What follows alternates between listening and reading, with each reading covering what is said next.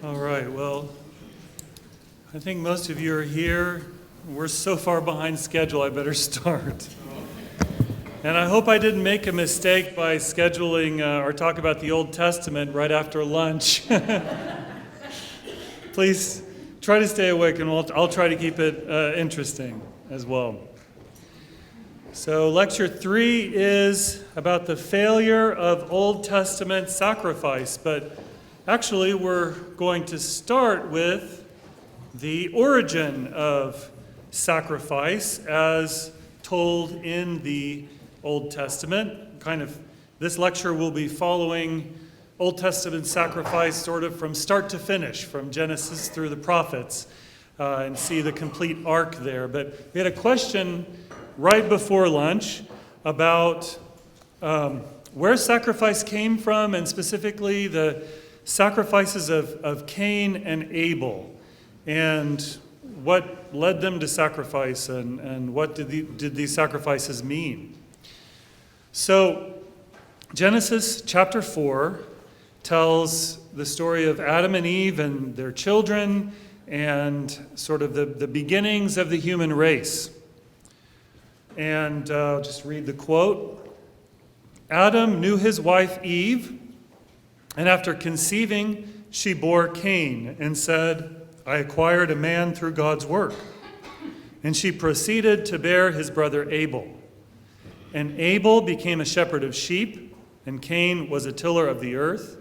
And it happened after some days that Cain brought a sacrifice to the Lord from the fruits of the earth, and Abel himself brought a sacrifice from the firstborn of his sheep and from their suet.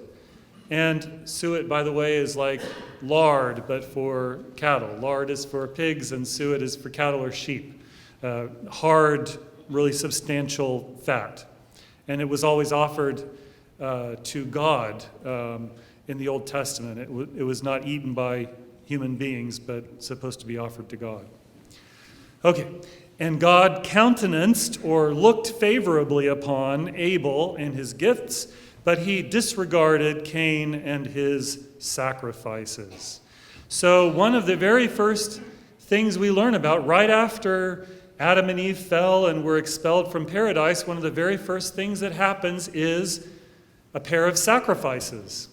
And the outcome of those sacrifices is one of the sort of fundamental steps in the progression of the human race. It's here at the beginning and shows the fundamental importance of sacrifice for humanity from then on. Now, the question that was given before is a very good question. Why? Why did they sacrifice? And, we could sort of think of this passage as the origin story for sacrifice, except it doesn't tell us where it came from. Sacrifice wasn't invented. It's not like, it doesn't say Cain and Abel sat down together and say, how should we fill our day today? Let's offer something to the Lord. Sounds good. Nobody sort of like put thought into it and decided to do it. In fact, sacrifice is just sort of assumed. Sort of and it happened after some days that Cain and Abel brought sacrifices, as you do. This is just what people do. Nobody told them to do it. Adam and Eve didn't instruct them to do it. God didn't even verbally instruct them to do it. So where did it come from? Well, the church fathers explain this, actually several church fathers, Cyril of Alexandria, John Chrysostom, and Ambrose of Milan, to name a few, all point to this passage and the assumption of sacrifice as indicating that sacrifice is an innate drive that God has planted into human beings. That it's something natural to us. That God has planted in us this thought that we need to make some offering to Him in return for all the blessings that He gives us. It's just something natural that God has put into us. And here's St. Cyril of Alexandria's quote. He says, "A law of innate knowledge of God, which is within all of us, summoned these men," he's talking about Cain and Abel, "to the necessity of offering up thank offerings to the Creator of all, God who gives us every good thing." So sacrifice is something implanted in us by God. And if we ask ourselves, well, why would God put that drive in us? Certainly it's not because he has some need for sacrifice, right? God doesn't need anything. He's not looking for that smoke in order to sort of sustain him. It's not like nutrition for God, because God doesn't need nutrition. He doesn't, in fact, need our praise. Like, God is not some sort of self-absorbed narcissist, heavenly narcissist who needs people to constantly praise him and show him attention. So why did God put that need in us, or put that drive in us? Well, like all of his gifts, it's not for him, it's for us. And so he put into us the logic of friend-making gifts applied to him so that we would have a means to reach out to him and connect to him. A means that makes sense to us in a worldly way, right? So God doesn't need the gifts, but we need the gifts. We need to give the gifts so that we can express that love and welcome to him. So that we can have a free relationship of love towards him. Because again, God could have just turned us into robots or zombies and, who worship him out of necessity. But he gave us free will because he wants to have true fellowship, true friendship with us, and that requires freedom, right? We have to, in order to be friends, in order to love, you have to have the freedom not to be friends or not to love. It has to be a free choice, or else it's not a real relationship. So, God put into us, though, this way that we could connect to him who is so far beyond us that, we might just sort of feel at a loss of how we can reach out to him. But he gave us this hint, this thought planted in our minds that we can connect to God by giving him offerings, by making offerings to him. And in fact, we should, out of gratitude and in order to foster that relationship with him. So sacrifice is something natural to human beings. We see that at the very beginning in Cain and Abel. And then, as I've described earlier, we see it throughout the world. At the time of the Bible, all cultures throughout the world were offering sacrifices. And where did that come from? It came from Cain and Abel, and it came, in fact, before them from that thought, that natural thought that God planted in human minds. So here's a question. Why was Cain's offering rejected? So we have this distinction, these two brothers who make their own offerings, and one is rejected, Cain's, and one is accepted, Abel's. Abel's offering is an offering of animals, offering of meat. Cain's was an offering of vegetables. And so, actually, growing up, I don't even know if I was ever taught this, but I sort of assumed that God accepted Abel's offering because he prefers animal offerings, and because giving plants to God just isn't good enough. And so we have a cartoon here that represents that way of thinking. Cain is there. Hey, God, it's Cain. My sacrifice is still vegetables, but now I've cleverly shaped them like an animal. However, let's think about that a little bit more carefully. Because, as I've mentioned, God not only accepted but commanded vegetable offerings in Leviticus, right? Grain, milky seeds, olive oil, wine. These things are, from vegetable sources, and God accepts them in the same way he accepts animal offerings. And he nowhere says that those are lesser kinds of offerings. So this thinking that's reflected here and that I grew up with is really a mistaken assumption based on our modern idea of sacrifice, because we think sacrifice has to have bloodshed or it just isn't good enough. That wasn't the case in the ancient world. That's not how ancient people thought, and that's not what's written in the Bible. But what is the difference? Why was Cain's offering not good enough? Here's a quote from St. Ambrose of Milan interpreting this passage. He says, "One of the brothers, that is Cain, offered the Lord a sacrifice from the fruits of the land, and the other, namely Abel, offered one of the firstborn of his flocks. I find no complaint to make as to the kind of gifts."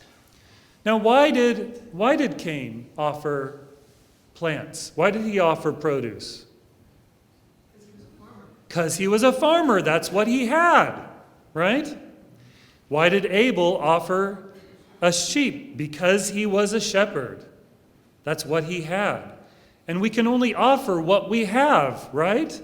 So that's the reason for the gifts, and there's no problem with the kind of gifts. That's what St. Ambrose says. So where then is the crime? Where the fault? Not in the offering of the gift, but in the disposition of the mind with which the offering is made. There are some who rightly think that one, namely Abel, had carefully selected what he should offer, whereas the other, Cain, offered the cheaper things that he had. This is precisely how John Chrysostom and Cyril of Alexandria, all of the church fathers really interpret this passage. That the problem was that Cain was careless in what he chose to give God out of his possessions, whereas Abel was very careful to select the very best to give God. Now, where are they getting this from? Is this just sort of assumptions that they're making based on how they think it should be read? No. It's written right there in the text of Genesis. Cain brought a sacrifice from the fruits of the earth. He just brought whatever was there. But with Abel, Abel brought not just a sacrifice from his flock, but the firstborn and from their suet, so from the fattest firstborn that he could find, the best lamb that he had. He carefully selected what was the best. You know, why the firstborn? The firstborn is just, in ancient thinking, is always the best. And then the fattest animal is the best.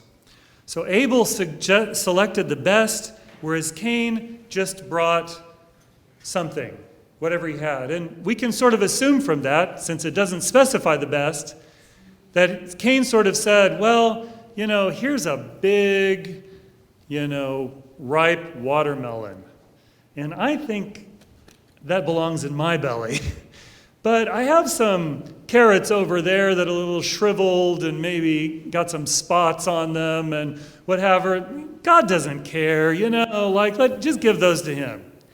Because God doesn't eat anyway, right? What does God need my carrots for? I'm just going to burn them and, who cares? So Cain did not put careful thought into what he was offering, but that undermined the symbolism.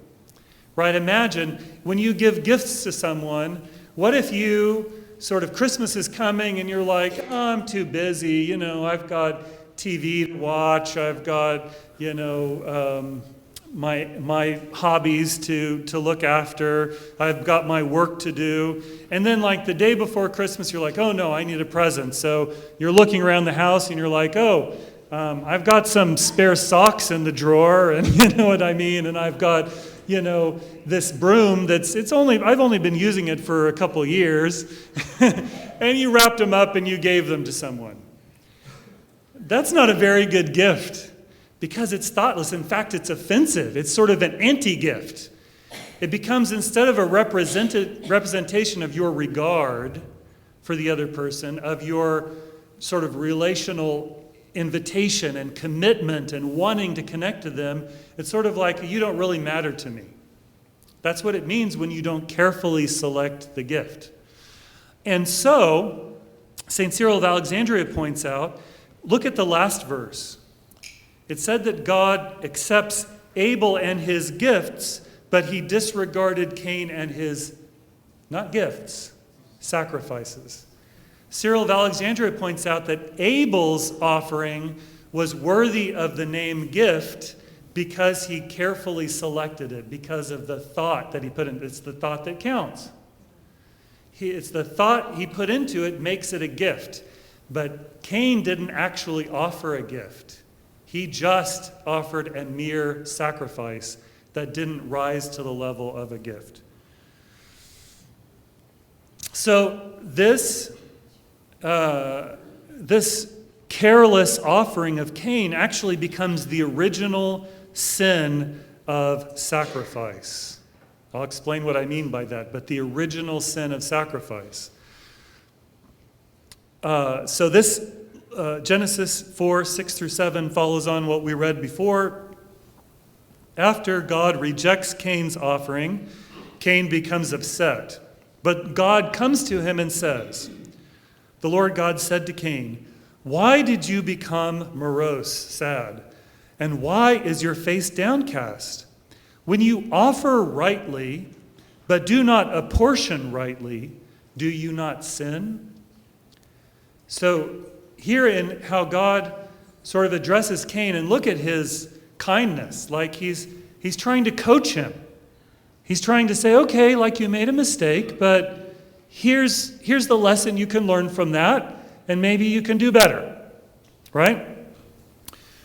When you offer right, so the fact that he gave an offering, that's right. You offered rightly, but you did not apportion rightly.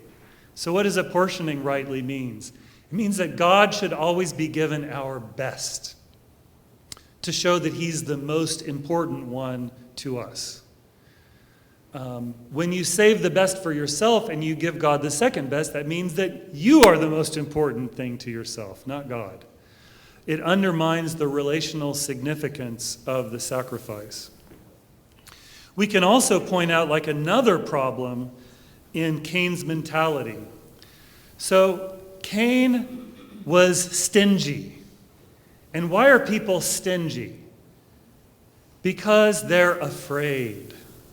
They're afraid that there won't be enough left for them, right?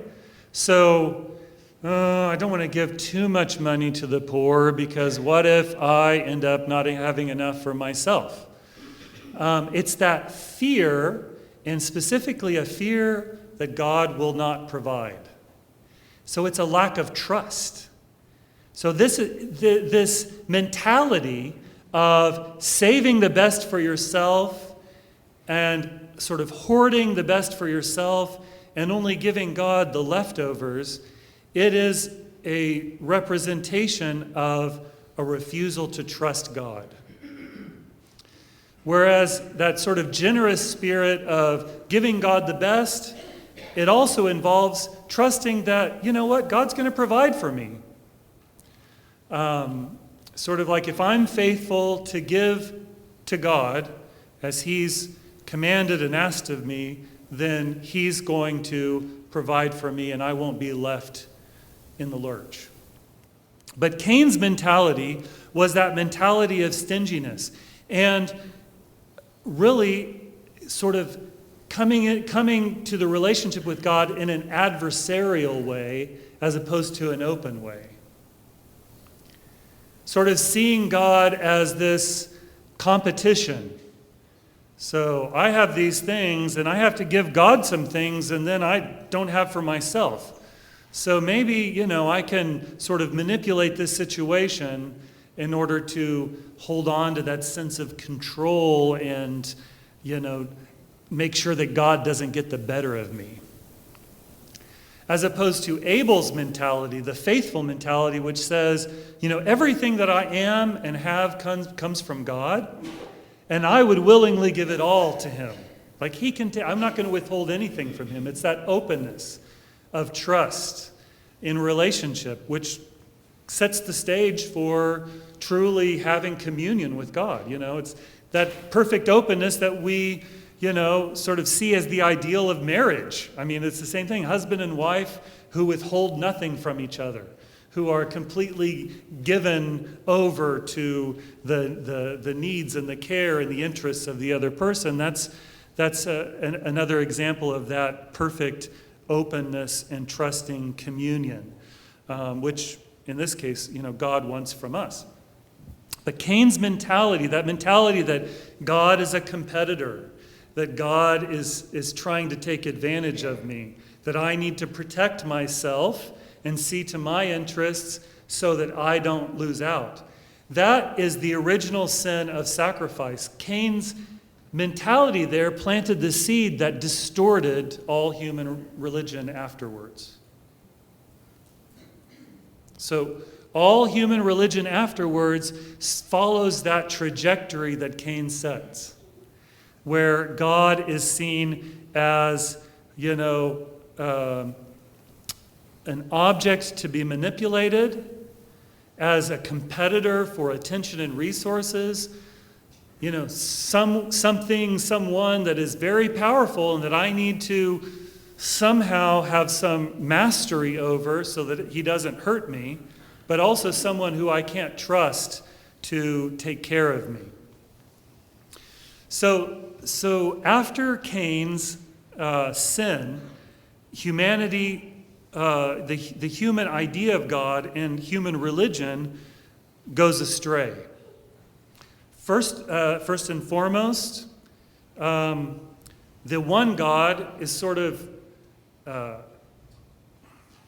the knowledge of the one God is fragmented into this pantheon of many gods.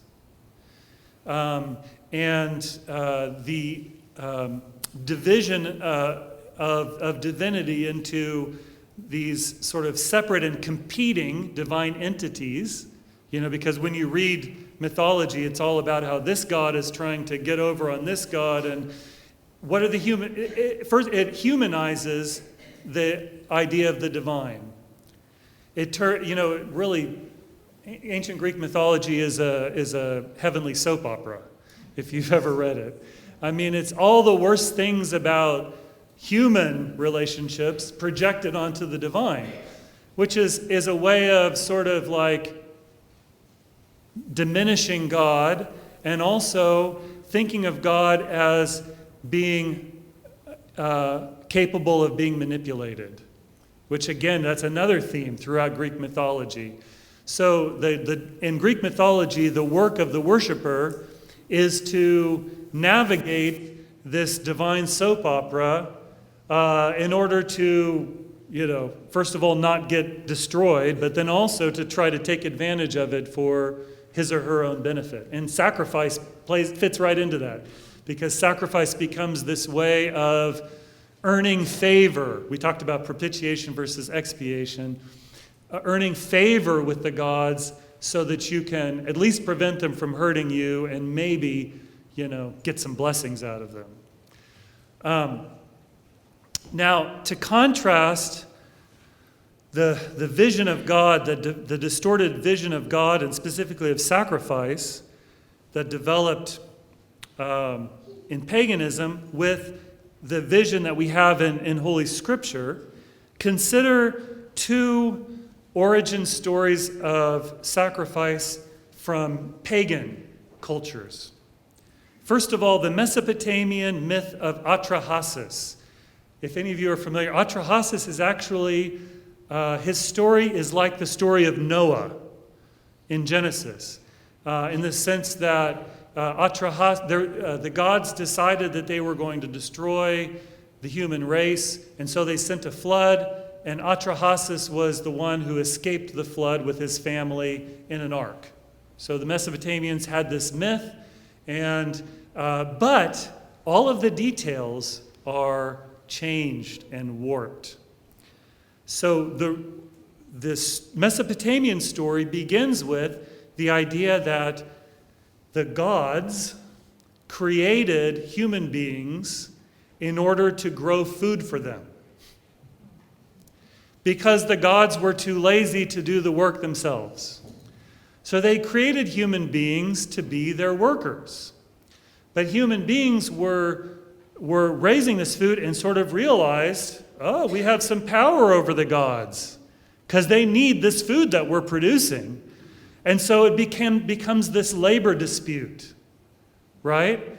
Where the workers start to feel their power and the management gets afraid. And so the gods, the management, they decide to send the flood because they're like, we don't need this hassle, just kill all the people. Atrahasis somehow manages to escape. But after the flood has wiped out the human race, the gods, after 40 days and 40 nights, they start to get hungry. They're like, oh man, what have we done? And then they command the flood to diminish, and they tell Atrahasis, okay, you can stay around as long as you keep sending food to us as sacrifices. And that was for the Mesopotamians the origin story of sacrifice. Well, think about how different that is from what we see with Cain and Abel, where Cain and Abel are sort of led naturally to present a gift of gratitude to God, which he doesn't demand from them, but it's an open and, kind gift of generosity towards him, which he accepts and which draws them together. Instead, we have this labor dispute, which is all about manipulation. It's about competition for resources, and it leads to really a division between divinity and humanity, as opposed to, with Cain and Abel, the possibility of bringing humanity together with divinity. Another similar story, but this time from the Greeks, the trick at Mycone. I don't know if any of you are familiar with the trick at Mycone. So, this is a story told by Hesiod, the ancient poet, around the time of Homer, who tells this story of a time when the gods and human beings were together in fellowship, and they would eat together. And one day, when they were going to have a meal, they talk about how they're going to divide the cow that's slaughtered between them. So they're slaughtering a calf, and they're debating how to divide the calf between them. Which part are the gods going to get, and which part are the human beings going to get? Prometheus, who's a titan, who's actually always humanity's champion. Prometheus is the one that snuck fire down from the heavens and gave human beings fire. That's another myth. But here, Prometheus steps forward and he tries to help humanity in another way. He says, Zeus, if you'll allow me, I'll make this a little easier for you. I'm going to divide the cow into 2 portions, and then you can choose whichever one you want, and humanity will take whatever is left. And Zeus said, okay, sounds like a good idea. So Prometheus slaughters the cow, and he takes the bones of the cow and wraps them in the suet, the rich fat. So there's like a rich layer of fat, and inside are just the bones. And then the meat he takes and puts that in the stomach of the cow. And so he brings this to Zeus, and Zeus looks and he sees this rich, tantalizing ball of fat on one hand. On the other hand, it's like this stomach lining, like this fat, plump stomach lining. And he says, I'll take the fat. And Prometheus says, fine. And ever since then, Hesiod says, Greeks have burnt the bones of the animal and the fat on the altar, but kept the meat for themselves. So that's how Hesiod explains how Greeks practice sacrifice. But again, a very different idea. It's all about trickery. It's about manipulation. It's about competition for resources, that humanity has to see to its own needs and its own welfare, because the gods otherwise are going to take advantage of them. Very different idea from what we get with Cain and Abel. And certainly a reflection of Cain's mentality rather than righteous Abel's mentality. And so as human religion sort of continues on this crooked course, we get even to the point of human sacrifices. As if God would be pleased by the death of human beings as opposed to animals. This is something that God does not countenance. He doesn't allow it. In fact, he strictly prohibits it in the Old Testament. And it's actually was a very rare practice in the ancient world, but it did occur. It's sort of like the ultimate distortion of the idea of sacrifice, the idea that in order to win God over, we have to kill one of our fellow men. So, we've charted a course from Cain and that mistake he had, which, by the way, God gave him a chance to change, but what did he do instead? He killed his brother Abel because he could not, in humility, repent. In his pride, he says, well, Abel he's envious of Abel's acceptance, and so he kills his brother Abel. And of course, then that is the original sin of human relationships, where humanity ever since then has been in competition with each other rather than in open, caring fellowship with each other. So we see like the original sin of religion in Cain's sacrifice, and we see the original sin of society in Cain's fratricide after that. And from there, it just gets worse and worse and worse until God intervenes. And actually, this is not something that sort of haphazardly happened at a point in time, but from the very beginning, he prepared the ground to eventually introduce a purified script for divine human relationship. He chose, Noah, he chose Abraham, Isaac, Jacob. He chose faithful people throughout these ages in order to prepare a people for him to whom he would give the law which was given through Moses, the law which was, as I just said, a purified script for human divine relationship.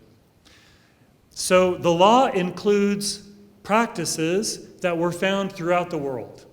So it doesn't invent practices. So as I said, sacrifice was practiced throughout the world, and it's found in the law.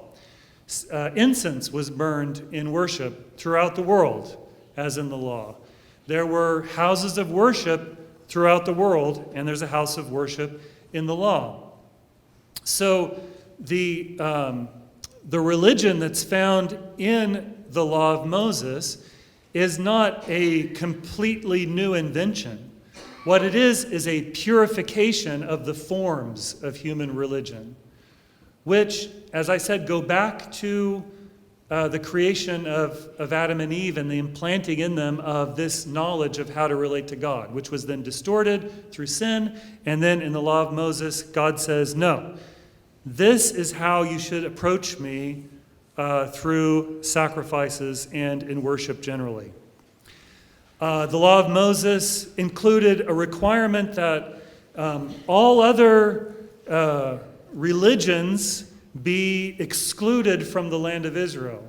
This was so that the people of Israel wouldn't be sidetracked from the purified forms that God was giving them. And so Exodus 34, 13 through 17, you will demolish their altars, talking about the pagans of the land of Palestine where the Israelites were going. You will demolish their altars, shatter their religious pillars, cut down their sacred groves, and burn their gods' carved images with fire. lest you make a covenant to dwell near foreigners upon the land, and they go whoring after their gods and sacrifice to their gods and invite you, and you eat their sacrifices. So what's happening? I'll explain in a second. You eat their sacrifices and receive their daughters for your sons and give your daughters to their sons, and your daughters go whoring after their gods, and your sons go whoring after their gods. So allowing those pagan scripts of religious practices to remain in the land risked the people of Israel being sucked back into those deviant practices through the relationships that they would naturally have with their neighbors. So God says you have to completely wipe it out and create this land, this ideal land, where only the forms of religion as I give them to you will be practiced. I will say that the law of Moses is an ideal that was never fulfilled. It's very interesting. We think of the law of Moses and all of its intricacies, but the history of the Old Testament is how the people of Israel were continually falling short of these practices. So it's important to keep that in mind, that what's described in Exodus, Leviticus, Numbers, and Deuteronomy is an ideal that God has given them, but it doesn't represent what they actually did. So what changed? What is the purified form that God gave in the law of Moses? First of all, and this is hugely different from pagan religion, there was to be only one site of worship, only one place where sacrifice could be done, a singular site of sacrifice. So among the pagans, there were sacrifices everywhere. There were temples, there were shrines. In one city, there might be temples to many gods, and in fact, multiple temples to the same God. Likewise, sacrifices took place in people's homes, and they had their own little idols in their homes, and they had an altar in their homes, and they would offer sacrifice to the idols in their homes. So these sacrifices were everywhere, and those temples and shrines, you have to keep in mind, were thought of as the dwelling places of the gods. So there was a building in which the god's statue was, and that statue represented the god actually living in that building. And that building was considered the home of the god. But think about it. If you have all of these homes for gods, all of those temples represent the diversity of all these different gods, and they all have different characteristics. And you go in one temple, and the god's dressed like this, and he has serpents coming out of his head, and he has a lightning bolt in his hand. You go to the other one, and he has some other features, or so the multiplicity of sites of worship in paganism was a symbol of the multiplicity of gods. But in the religion of the law, God emphasized over and over again that he is one, that he is singular. And so the fact that there would be only one place that he commanded all sacrifice must take place. This one place would be his home, he says, where I dwell among you. It represented the fact that there is only one God. So one temple represents that there's one God, only one God. A well-ordered priesthood, I can't really get into the details, but in paganism, just in general in paganism, it was sort of like the Wild West.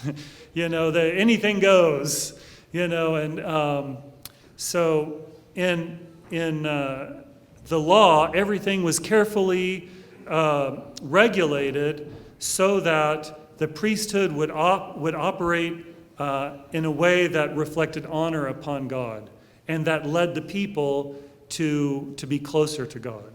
Finely tuned ritual requirements. I mentioned that the law is very specific on what kind of things can be offered to God.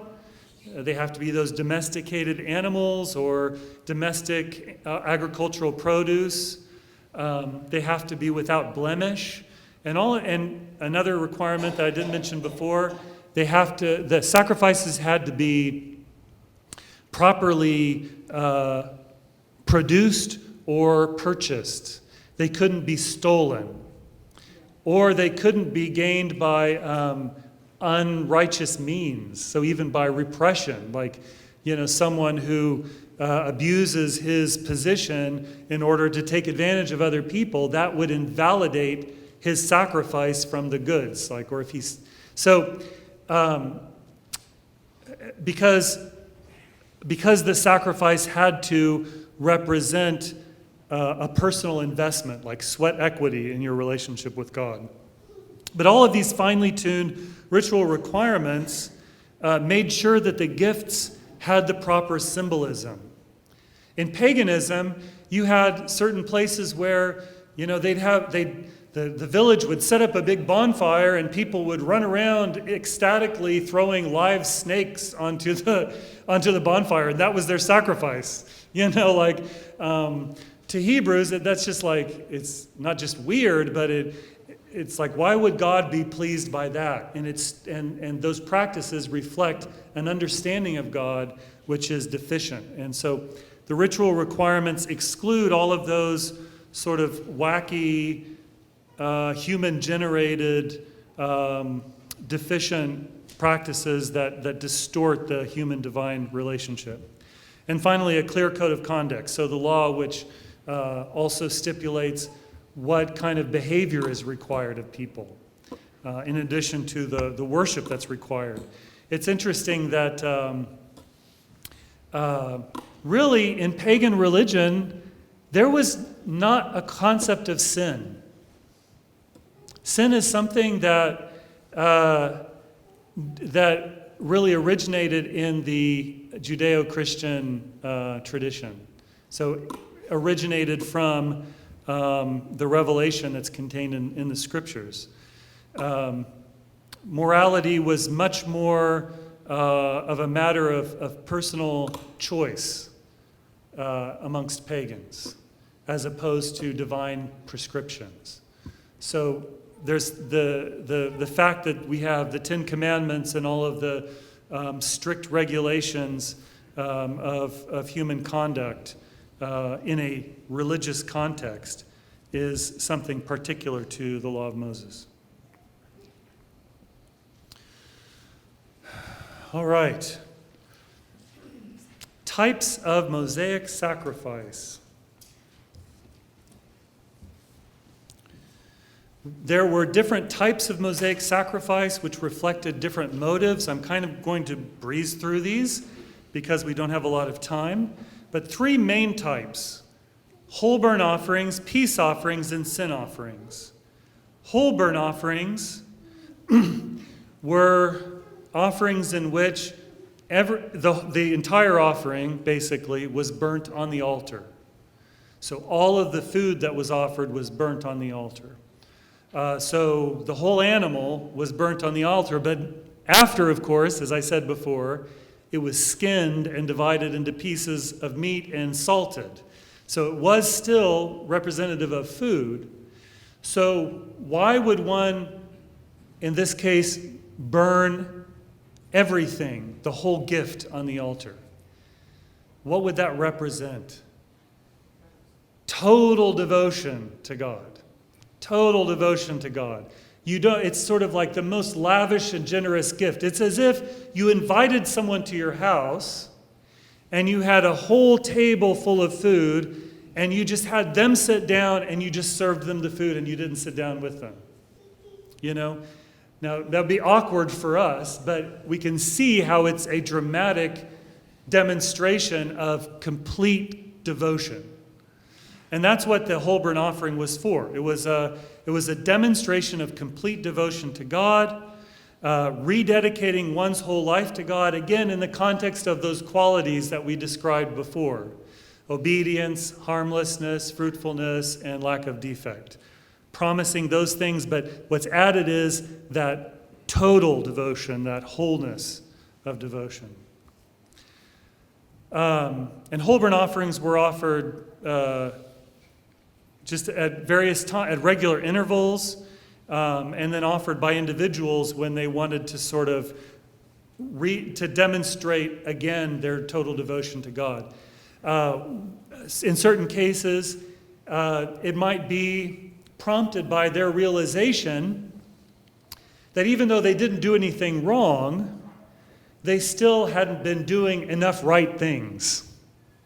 So sins of omission could be sort of the prompt to bringing this gift of a whole burnt offering to God, a demonstration that, look, I'm recommitting myself to be totally devoted to you.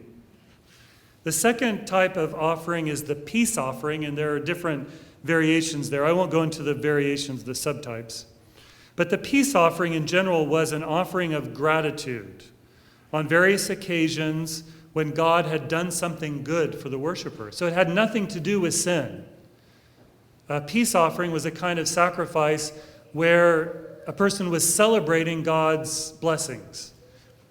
And so would bring the offering, and in this case, part of the food would be burnt on the altar, the best parts. Then the second best parts would be distributed to the priests. And then the remainder, actually the bulk of the food, would be returned to the people for those celebratory feasts. So that feast would be a continuance of that celebration of God's blessings. And it's not just sort of retrospective thanks, but also asking God to come even closer to the person and grant even more blessings. So it's sort of like, God, let the good times roll. Like let's keep developing this relationship. And then finally, the sin offering. Sin offerings were in the cases when a person realized that they had sinned and disrupted their relationship with God. And in these cases, the best portions of the food offering were burnt on the altar, and the remainder was eaten usually by the priests. Only in certain occasions when the priest was one of the people who sinned, then he couldn't eat the offering. It all had to be burnt up. But usually if like an individual offered a sin offering, then the priest would eat it. And this represented a rededication of one's life to that quality of life that God seeks from us. And you might ask, well, why does the individual not eat of it? Because he can't benefit from, it's sort of like, it wouldn't make sense for him to benefit from his apology offering. And in a sense, he's fasting from his sacrifice as a demonstration of his repentance and his humility. Now, why doesn't all of it get burnt up like in a whole burnt offering? In a sense, we could say maybe that's God's humility, that he's not making a big deal about the sin. And instead of, having it be this lavish display of burning all this meat on the altar, just a portion of it is burnt so that God sort of like humbly accepts, I accept your apology, it's okay, no big deal, no problem, that kind of spirit. And then it's eaten by the priests because when the priest receives that gift from the people, he actually sort of becomes morally indebted to them to pray for them. And when he receives it as God's agent, showing God's acceptance. So anyway, there's symbolism in each of these details that's specific to the type of sacrifice. But I will say that all of these offerings had the same basic outline, which we're going to go over in a second. It's just that each one was different in terms of the final procedures of offering, just little tweaks that identified the distinctive characteristics of that type of offering. Okay, structure of Mosaic animal sacrifice. I'm going to try to breeze through this. I've talked about some elements before, and I'll kind of bring them all together here. So the ritual of sacrifice involves several steps, which are outlined in the book of Leviticus. It starts with selecting and preserving proper gifts. So you need to have an unblemished gift to bring to God. which is not easy to have an unblemished gift. Because remember, any animal that had an injury, or that had an infection, or that had anything wrong with it couldn't be offered. Well, if you have an infection come into your flock, it's going to naturally spread to the whole flock, right? Or if you are careless with your animals, they're going to trip and fall and break their legs or what have you.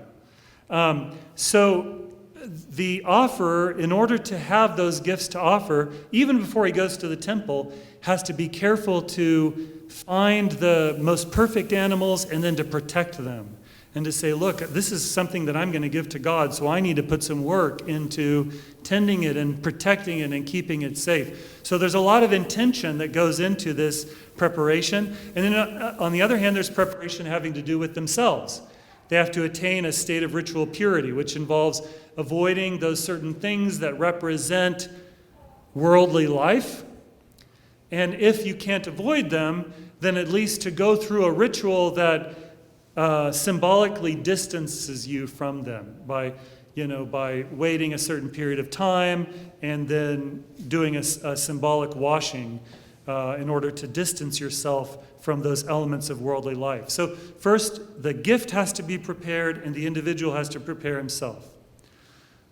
Next come the preliminaries. These are the introductory parts of the offering that set the stage for the most important elements, which come under the title procedures of offering. These preliminaries are all done by the offerer. So the offerer is the one who actually physically does these things. First, presenting the offering before the Lord. So he brings the offering and he shows the gift to the Lord. And remember, showing the gift to the Lord is an important part because you're showing God these physical qualities that are symbolic of what you're committing to him. Okay, so showing the offering to the Lord, pressing one's hand on the animal's head, which symbolizes that this is an animal that belongs to me and that represents me. Slaughtering the animal and collecting its blood. So in order to obtain the blood and the meat, which are necessary for the offering, you have to kill the animal in a specific way, cutting its neck so that you can collect all that blood, which is so richly symbolic. And then finally, dressing the animal carcass and salting its meat. So skinning the animal, dividing it into pieces of meat, and then salting the meat. And then come the procedures of offering, and these things are all done by the priests, which is a hint for us that shows that these are the most important things. These are the holiest acts, the focus of the ritual. Sort of the earlier parts can be done by the amateurs, but these things have to be done by the ritual experts, the priests.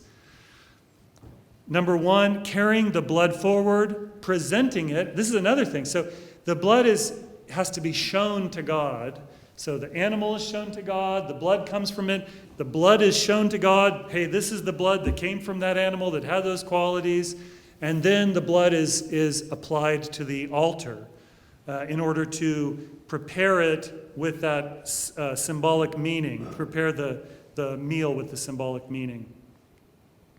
Bringing the meat forward and burning all or part of it on the altar. This is also the time when the other food that was presented would be burned on the altar. The wine would be poured out at the base of the altar by the priests. And then finally, the consumption of the remaining meat by the priests and sometimes by the worshipers according to the type of sacrifice. So again, all of this was the same for sin offerings, whole burnt offerings, and peace offerings, except for in the procedures of offering. So where the blood was placed was one of the distinctives that separated the different types of offering. What was burned on the altar, that distinguished the different types of the offerings. And then who consumed what after the fact. Those are the three things where you find differences between the types of offerings, and those differences identify the specific intentions of those types. Okay, so a very elaborate and intricate system that didn't work. So it ended up not being effective for restoring the relationship of the people of Israel with God. And so we end up in the prophets who came sometime after, centuries after the law was established with Moses. These prophets, in certain places, speak the word of God where he seems to reject, even almost seems to reject the idea of sacrifice, and it becomes a little perplexing. So here's one example. God says through Isaiah, "The lawless one who sacrifices a calf to me is like one who kills a dog. And he who offers semolina is like an offerer of pig blood. He who gives incense for memorial is like a blasphemer." So, one who kills a dog, pig's blood, blasphemer. God is saying, like people bringing sacrifice, I loathe them. They disgust me. This is strange because God is the one in Leviticus who told them to do it. So what is he disgusted with? Did he change his mind? Did he sort of like wake up one morning and say, hey, I don't like these sacrifices after all? No. Now, God doesn't change. He doesn't change his mind. We have to continue reading and we'll get a sense of why those particular people who were sacrificing at that time, why God was rejecting their sacrifices. He says, "These people have chosen their own ways and their abominations, which they desired. I called them, and they did not obey me. I spoke, and they did not listen, and they did evil before me and chose that which I did not desire." And, of course, if we go back to the very beginning, who is he talking about? He's talking about the lawless one who offers sacrifice. Not the righteous one who offers sacrifice, but the lawless one who offers sacrifice. So the problem here is that the ritual forms themselves are emptied of meaning if people do not follow through with the commitments that they're making, with the symbolism, the meaning of the sacrifice. So if you bring to God a gift of an animal that is obedient, harmless, fruitful, and unblemished, and then you leave and you live a disobedient, harmful, fruitless, and blemished life, who cares about your offering? Really, the comparison that I can make that maybe we can all grasp onto is imagine a husband and a wife where the husband commits adultery. And after committing adultery, he feels bad about it, so he confesses to his wife and he, brings her some flowers and chocolates and says, I'm sorry, I did this, I betrayed you. Now maybe, I don't know if flowers and chocolates cut it, but maybe if she's really good-hearted, she'll say, okay, I understand.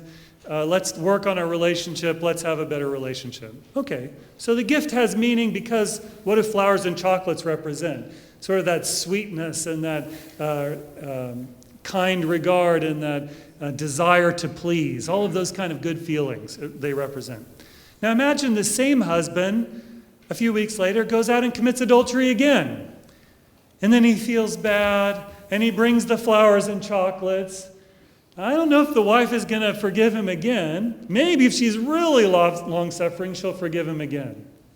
And then a few weeks later, he goes out and does the same thing. And then, of course, he's not feeling sorry because, as my mother said, sorry is as sorry does.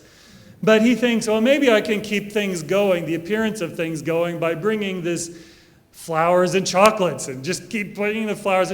Eventually, his wife is going to say, keep the flowers and chocolates. They mean nothing to me. In fact, they disgust me. Because every time you sin, you bring these, and then you keep doing it. This is how God came to feel about the sacrifices. It's not that the rituals were wrong. It's that they were emptied of meaning because there was no follow-through. There was no follow-up. A commitment was being symbolically made through these offerings, and the people were not living up to it. They weren't actually cultivating. They were inviting God into a relationship that they then disregarded. Micah 6:6-8. With what will I reach the Lord and lay hold of my God Most High? Will I reach him with whole burnt offerings? With year-old calves? Will the Lord accept me by means of thousands of rams or 10,000s of fat goats, a very lavish sacrifice? Should I give my firstborn as a result of my ungodliness, the fruit of my womb for the sake of the sin of my soul? No. These are rhetorical questions. What good thing has been proclaimed to you, O man, or what does the Lord seek from you, except to do justice and to love mercy and to be willing to walk with the Lord your God? So here the point is being made, not that the rituals are bad, but that they're insufficient. That the rituals were there as sort of an entree into a life of faithfulness to God, as a means of sort of like initiating that relationship, just like those friend-making gifts, like would initiate a relationship. But what was necessary in order to really draw close to God, to be accepted by him, was to do justice, to love mercy, and to be willing to walk with the Lord your God, to actually live faithfully towards God.